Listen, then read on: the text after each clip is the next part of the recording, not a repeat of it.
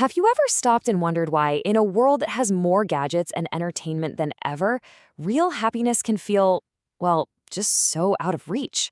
I mean, we're constantly being told to chase it, to buy it, to achieve it. But what if the way we're thinking about happiness is the actual problem? In this explainer, we're going to break down our modern obsession with happiness to figure out why it's so tricky and maybe what a better approach could look like. And this isn't just some abstract philosophical question, right? How you define happiness, that actually shapes your goals, your relationships, pretty much your everyday life. So what makes this one little word so incredibly hard to nail down?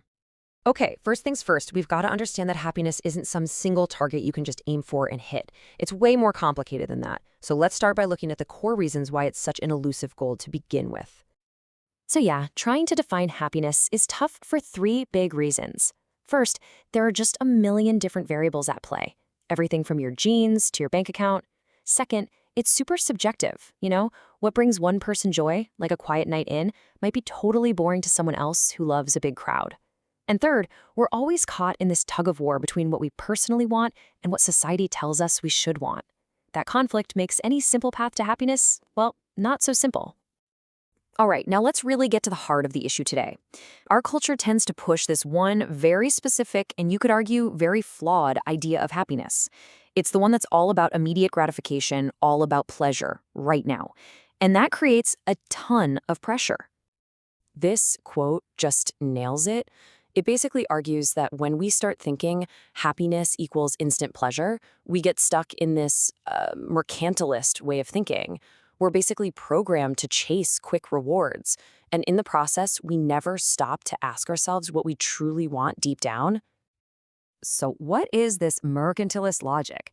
Well, think of it like living your life as a series of transactions. It's all about the immediate payoff, the quick win. It's a mindset that just doesn't leave a lot of room for the slower, sometimes harder, work of figuring out what actually gives your life a real sense of purpose. And the result of all this? It can leave you feeling kind of adrift, When we don't have those shared values or bigger goals to guide us, we're just sort of floating from one fleeting pleasure to the next without any real sense of direction. So if the simple pleasure-chasing model is broken, what's the alternative? To really get it, we need to stop seeing happiness as one thing and start seeing it as this incredibly complex phenomenon. And to do that, we need to look at it from a bunch of different angles.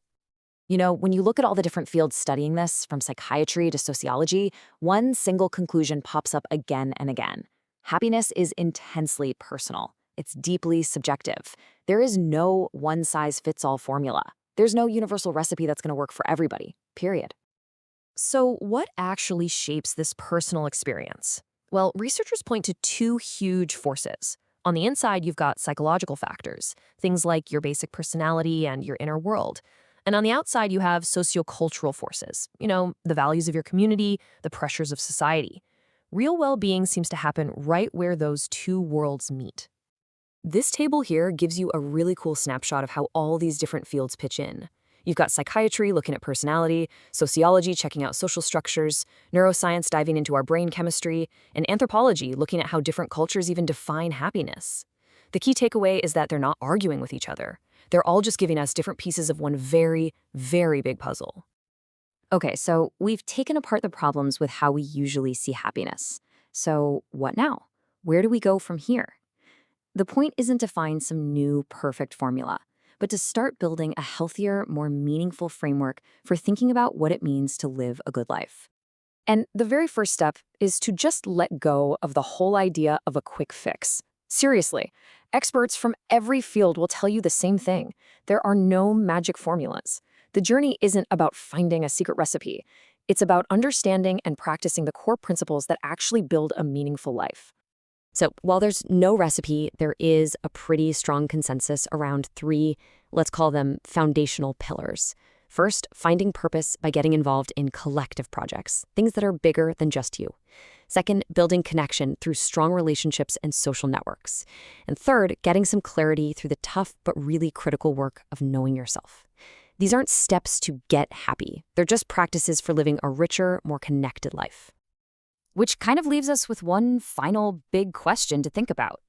In this constant, sometimes frantic search for a thing called happiness, Is it possible that we're actually ignoring the very things, the connections, the purpose that let a meaningful life happen in the first place? It's something to chew on for sure.